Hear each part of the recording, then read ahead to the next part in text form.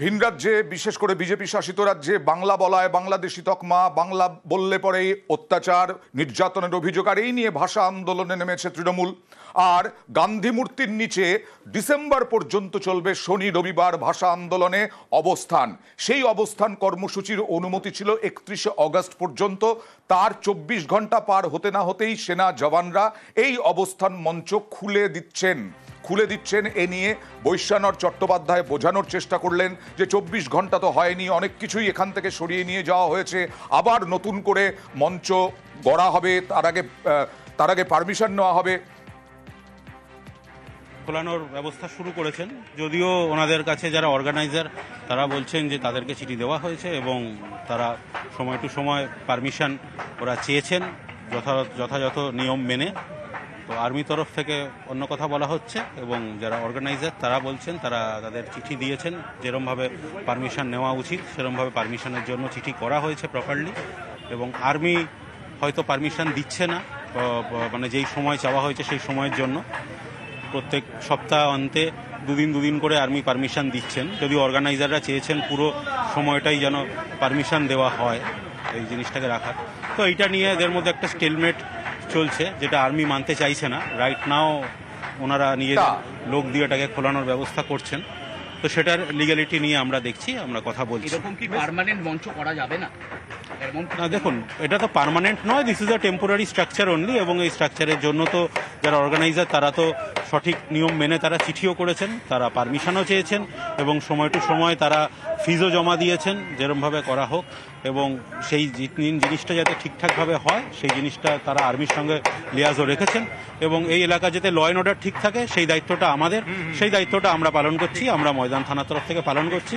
আজও এখানে যে ঘটনাটা হচ্ছে তাতে যাতে ল অ্যান্ড অর্ডার কোনো রকমের বিঘ্নিত না হয় সেই জিনিসটা দেখার জন্য আমরা এসেছি। Thank you. আমি কারুর কথা বুঝতে পারলাম না, সরি। না, আর্মি এখনো পর্যন্ত নিজের পজিশনে অনড়। তারা বলতে চাইছেন যে না, আমরা এই জিনিসটাকে কন্টিনিউ রাখবো না, প্রত্যেক সপ্তাহে এই জিনিসটাকে তৈরি করতে হবে এবং প্রত্যেক অনুষ্ঠান শেষ হয়ে গেলে এটাকে ভেঙে দিতে হবে। যদিও অর্গানাইজাররা রিকোয়েস্ট করেছেন, যেহেতু প্রত্যেক সপ্তাহতেই এটা হচ্ছে এবং ওনারা একসঙ্গে পুরো শিডিউল সাবমিট করেছেন, সেহেতু এইটাকে যেন রাখতে দেওয়া হয়। সরাসরি চলে যাবো প্রতিনিধি রওনকের কাছে। রওনক, এটা হঠাৎই হলো তো, কেন হঠাৎ হলো? সেনা কেন আপত্তি করলো? যেটা বলা হচ্ছে যে সেনাকে বলা হয়েছে, অনুরোধ করা হয়েছে প্রতি সপ্তাহে 2 দিন করে এই কর্মসূচি পালন করা হয়, তাহলে স্থায়ীভাবে এই অবস্থান মঞ্চ সেনা রাখতে চায় না?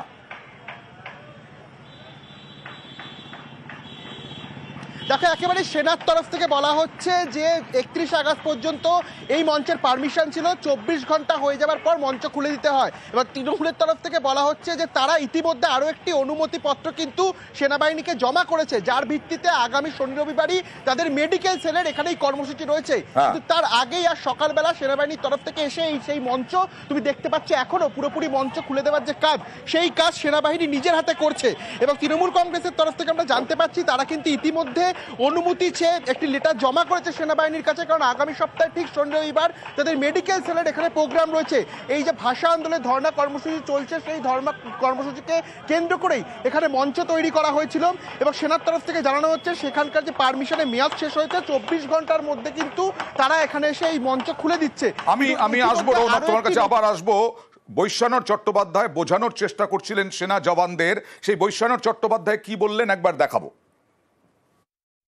আমরা প্রতি সপ্তাহে পারমিশন নিই, এখানে প্রোগ্রাম হয়, আমরা 20,500 টাকা করে প্রতি সপ্তাহে জমা দিয়েছি, 1 লাখ টাকার ওপর সিকিউরিটি মানি জমা আছে।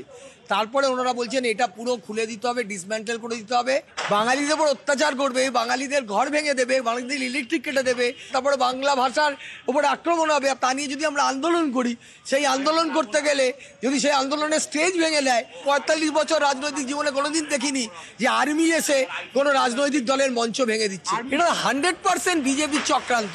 বিজেপি তো বাংলা বিরোধী, বাঙালি বিরোধী একটা রাজনৈতিক দল এবং তারা মিলিটারি নামিয়েছে মঞ্চ খোলার জন্য। এর থেকে আর নোংরামু কি হতে পারে? সরাসরি চলে যাব আরো একবার রওনকের কাছে। রওনক, কি পরিস্থিতি এই মুহূর্তে?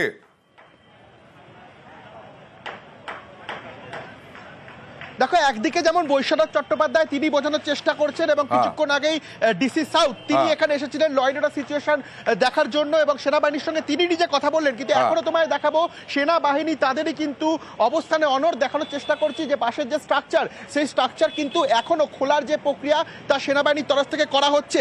আমরা জানতে পাচ্ছি বৈশ্বনাথ চট্টোপাধ্যায় যেমনটা জানাচ্ছেন যে সেনাবাহিনীর তরফ থেকে বলা হচ্ছে এই স্ট্রাকচার পুরোপুরিভাবে খুলে দিতে হবে এবং আবারও যখন তারা পারমিশন পাবে এই জায়গা পুরো পরিষ্কার করে সেই পারমিশনের ভিত্তিতেই আবার এখানে এই স্ট্রাকচার তৈরি করতে হবে।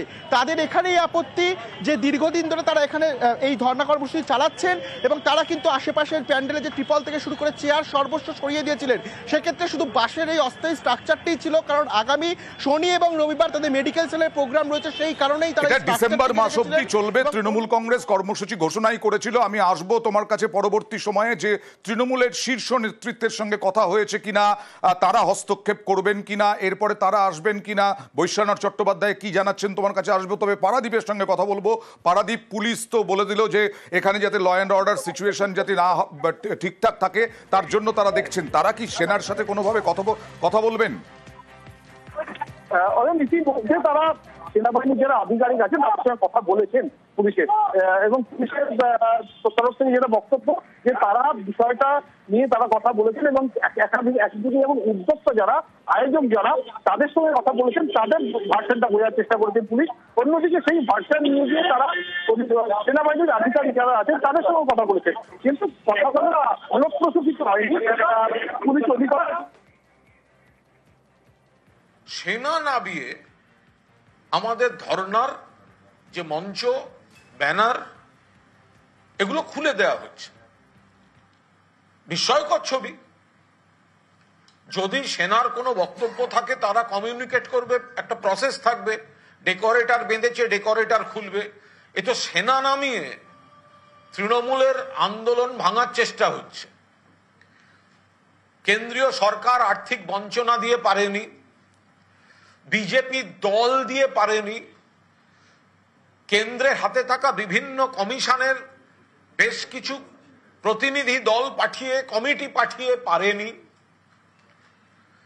তার আর এক শাখা সংগঠন কেন্দ্রীয় এজেন্সিগুলি দিয়ে পারেনি, সর্বশেষ সেনা নামিয়েছে। সেনা, তৃণমূলকে ঠেকাতে এখন সেনা নামাতে হয়েছে। তৃণমূলকে ঠেকাতে সিবিআই, ইডির পর এবার সেনা। তো তারা গেছেন, এটা কি দৃশ্য? সেনা গিয়ে প্যান্ডেল খুলছেন। আরে আইনে যদি কিছু বলার থাকে বলবেন, ডেকোরেটর প্যান্ডেল খুলবে। ডেকোরেটর প্যান্ডেল করছে, সেনা খুলছে কেন? মাননীয় মুখ্যমন্ত্রী আমাদের দলনেত্রীর নির্দেশে আমরা খুব স্পষ্টভাবে জানিয়ে দিচ্ছি যে সেনা নামিয়ে আমাদের এই ভাষা আন্দোলনের আওয়াজ বন্ধ করা যাবে না। এটা চলবে। ওরা যদি ওখানে অকারণ সংঘাত তৈরি করতে চায়, আমরা কোনো প্ররোচনায় পা দেব না। আমাদের প্রত্যেকটি কর্মসূচি আমরা রানী রাসমণি রোডে, যেটা কলকাতা পুলিশের অধীনে, আমরা রানী রাসমণি রোডে আমাদের কর্মসূচিগুলি কন্টিনিউ করব। কিন্তু তার পাশাপাশি আমরা জনতার দরবারে যাব। আমরা মানুষকে বলে দেব যে দেখুন, কেন্দ্রীয় সরকার বাংলা এবং বাঙালির বিরুদ্ধে কিভাবে চক্রান্ত করছে। প্রথমে টাকা বন্ধ, টাকা দেব না, 1,95,000 কোটি টাকার বেশি এখন পাওনা, অর্থমন্ত্রী রয়েছেন। এরপরে আরম্ভ হলো সব টিম পাঠাও, মানবাধিকার কমিশন, মহিলা কমিশন, তারপর বিভিন্ন দপ্তর থেকে টিম পাঠাও, তারপরে সিবিআই, ইডি, এনআইএ দিয়ে হ্যারাস করো। তাতেও ওনাদের কাছে যা রিপোর্ট, তাতে বিজেপি 30 ক্রস করবে না 2026-এ। সেই জায়গায় দাঁড়িয়ে মরিয়া হয়ে যখন দেখছে বাংলা ভাষা তাদের উপর আক্রমণ, পরিযায়ী শ্রমিক বাংলায় কথা বলে ভারতীয়, তাদেরকে বিদেশি বলে বিজেপি শাসিত রাজ্যে হয়রান করা, আটকে রাখা, ডিটেনশন, পুশব্যাক, তাতেও হচ্ছে না, তখন মরিয়া হয়ে ভাষা আন্দোলন দমন করতে সেনা নামিয়েছে। যেখানে শনি রবিবার করে আমাদের পারমিশন নেওয়া, যেখানে আমরা যা করছি নিয়ম মেনে করছি, বর্ষাকাল বোঝেন তো, এরম নয় যে অন্য কোনো দলের কোনো বড় কর্মসূচি ডাকা আছে। একমাত্র তৃণমূলই পারে ভরা বর্ষাতেও কোনো না কোনো কর্মসূচি করতে, কারণ দলনেত্রীর নাম মমতা বন্দ্যোপাধ্যায়। সেই জায়গায় দাঁড়িয়ে আমরা বলছি যে সেনা নামিয়েছে ওরা, এত আক্রোশ, সেনা স্পর্শ করছে তৃণমূলের ধর্ণা মঞ্চ, সেনা স্পর্শ করছে আমাদের নেত্রীর ছবি দেয়া, আমাদের ব্যাকড্রপ, আমাদের হোর্ডিং সেনাদের দিয়ে বইয়ে নিয়ে যাচ্ছে। এর কড়ায় গন্ডায় জবাব 2026 সালের ভোটে হবে, কিন্তু আমরা ওদের কোনো প্ররোচনায় পা দেব না। সেই কারণে দলনেত্রীর নির্দেশ, আমরা রানী রাসমণি রোডে আমাদের দলের যা ঘোষিত কর্মসূচি আছে আমরা রানী রাসমণি রোডে পালন করব।